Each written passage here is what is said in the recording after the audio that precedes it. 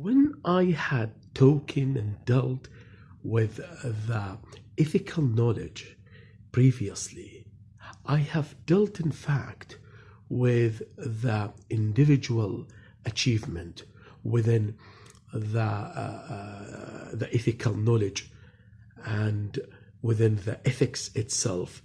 Like, for example, as I said, the employees, the manager, the supervisor, the executives, managers, the executive director, the board of director should in fact function this ethics, should apply this ethics to provide ethical information and to face the problem, which we call it the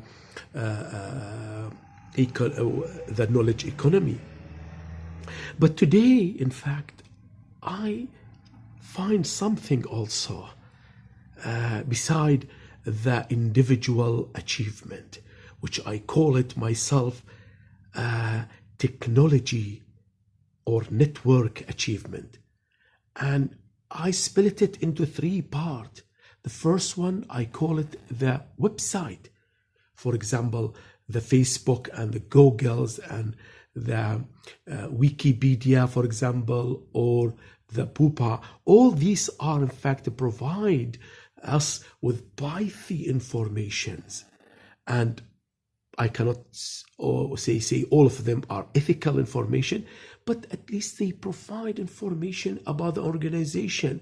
Me as a researcher, if I need, for example, to deal with the problems, so I have to search with it in the Wikipedia. Students for the project, they can also look at the Wikipedia or Facebook or the Googles for the information. The managers of the organizations themselves also, they use it. So they provide information, and these information are knowledge, and it will increase in fact the gaps of the, as we call it, ethical knowledge, and reduce the gap of knowledge economy. The second one, I call it open sources. The open sources, which are today we call, as a good example of today, I call it the new economic software, which in fact provide a good solution or a good economic solution for management and for the public policy problems. Again, that is a pithy information in itself, ready-made information. We can use it, and we can also, let's say, have informations and use the information, exchange the information, solve our problems. All these are, I can consider it again within the with the ethical knowledge. And the third one, I call it individuals and a group, like media development. Okay, like for example, the blogs and the boards, as we call it. These are also, let's say, provide information. I know in some countries these are under the control of their government, and they will in fact face the, let's say, more, let's say, the servants and more colonization and more governmentality also as well.